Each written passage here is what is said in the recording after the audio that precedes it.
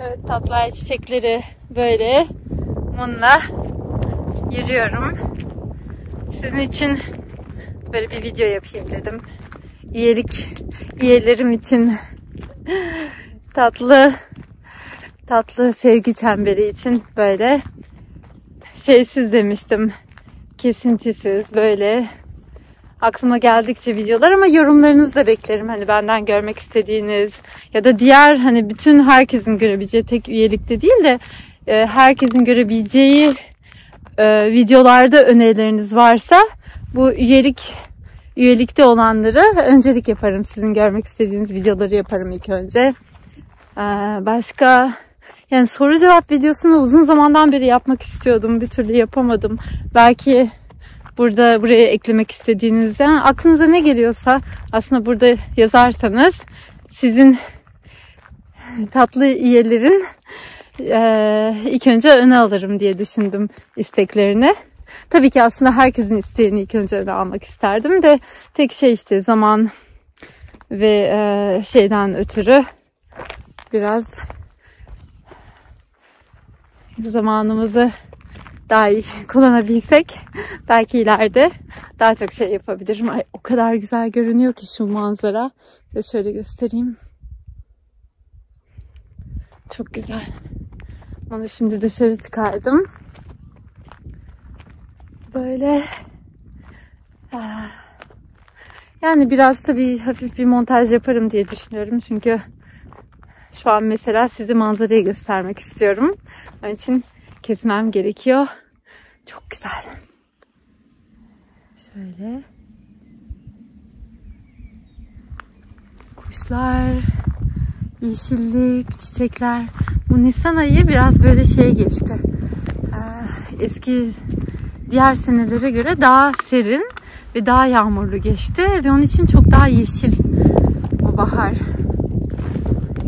Ve buna gerçekten çok şükrediyorum. Yağmur bir Tatlay çiçek şey demiş. Nisan yağmuru bereket demekmiş. Gerçekten bereketli oldu. Tam aslında anlatacak çok şey var da neyi nereden başlayacağımı bilmiyorum. Belki siz de onun için yorumlarda paylaşmamı istediğiniz konular varsa önerilerinizi seve seve alırım. Şey düşünüyordum, yani bu sıralar, bu dönem gerçekten Türkiye için, belki dünyada da ben çok böyle takip etmiyorum kötü haberleri, çünkü onların hepsi genelde kötü haber oluyor. İyi haber çok paylaşılmıyor. Yani Türkiye'de evet çok zor şeyler şu an yaşanılıyor. Bir de bu deprem korkusu oldu. Ve bu yani Türkiye'nin titreşimi bu sıralar biraz böyle düşük, ağır ve gergin ve korku çok var yani. O da düşük titreşim yaratıyor. Tabii ki de her baktığımız yönde sanki hiç güzel bir şey yokmuş gibi bir duygu uyandırıyor. Ama şeyi söylemek istiyorum, hani bana göre en güçlü devrim aslında hem kendimiz hem ülke hem dünyamız için gerçekten hayatın iyi yönlerine de dikkatimizi vermek. Çünkü iyi yönlere dikkatimizi verince, yani bir insanın dikkati neredeyse onu büyütür. Düşünün ki 10 kişinin güzel bir yere dikkatini verip büyütmesi, sonra o 10 kişi, 30 kişi, 50, 100, 1000 derken birçok insanın böyle dikkatini hayatta olan kötülükler değil, ama hayatta hani ne kadar kötü şeyler varsa dönüp baktığımızda, öbür tarafa baktığımızda da kötü şeylerden çok daha fazla güzel şeyler de var. Biraz onlara da odaklanmayı öğrenirsek, çünkü odak o kadar güçlü bir araç ki biz farkında değiliz, ama bu zihnimizin, benliğimizin odak aracı en büyük, yani silah kelimesi en büyük silahımız diyeceğim ama silah kelimesi güzel bir şey değil. En büyük gücümüz, daha doğru, daha güzel. O en büyük gücümüzle o dikkatimizi, odağımızı vererek istediğimiz hayatta ne yaratmak istiyorsak, ülke için ne istiyorsak, çevremiz için, dünyamız için, insanlık için, hayvanlar için, ruhumuz için ne yaratmak istiyorsak, odağımızı bütün gücümüzle daha çok odağımızı oraya koyarsak onu çekeriz ve onu büyütürüz. Bunu unutmamak lazım. Bu çok güçlü, çok güçlü bir aracımız insan olarak. İnsanın en büyük gücü aslında bu. Odağını verdiği yön.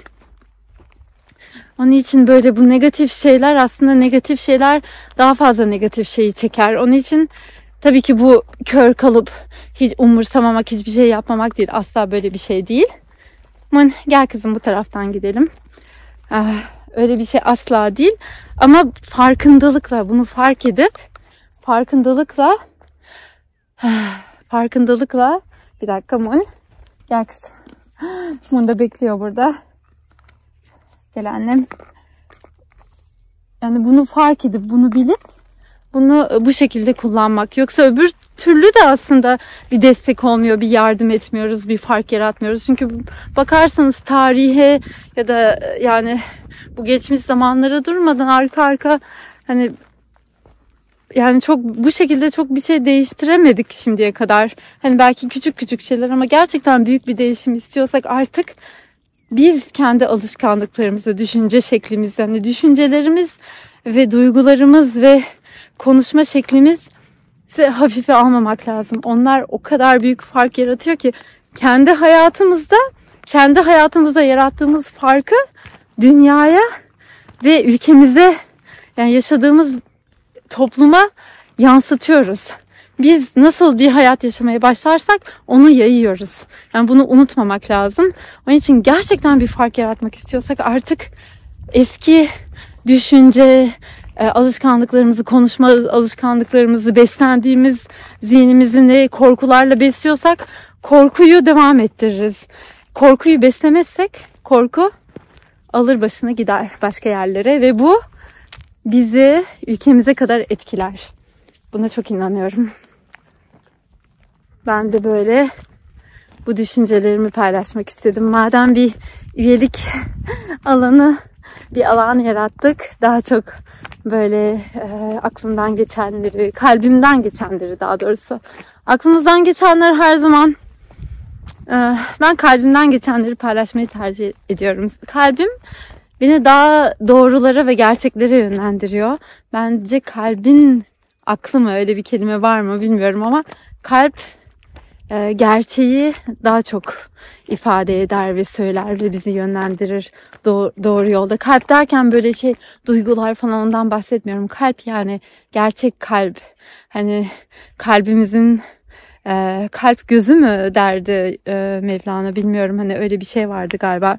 Kalbin gözü. Yani kısaca aslında özümüz, gerçek benliğimiz. İçinde zaten bütün bilgiler ve bütün gerçekler var. Ben buna inanıyorum. Ve onunla çok bağda olmadığımız için zaten dünya kaybolmuş bir şekilde.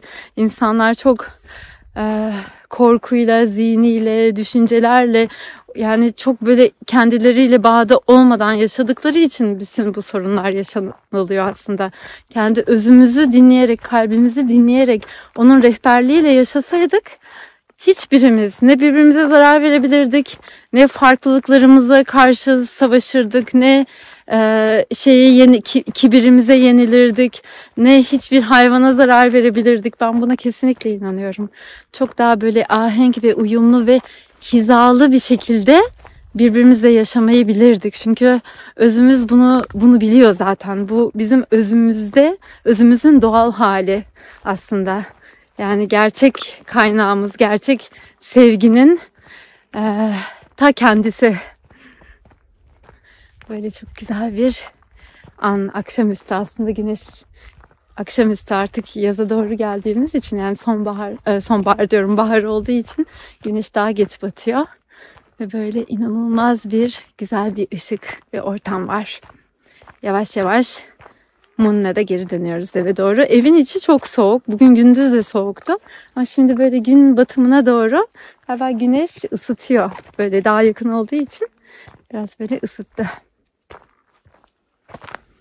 Hanımefendi.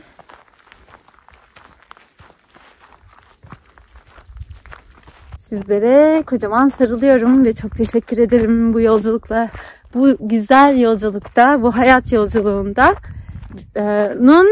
parçası olduğumuz için, benim hayat yolculuğumun bir parçası olduğumuz için.